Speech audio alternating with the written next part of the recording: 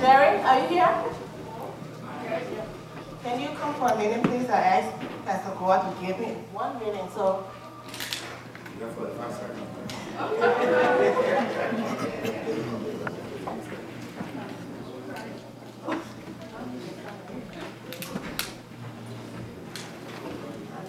Oh God. I know this is a surprise to you.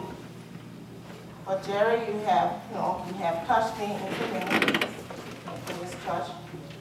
Your service to God has been really appreciated through this church. You have worn many hats in this church. God will reward you. If man doesn't, he will reward you.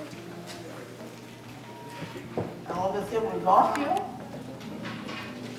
and continue to do the good work of God. He has so much for you in the future. So please accept this from me. We work together. We fought and all that.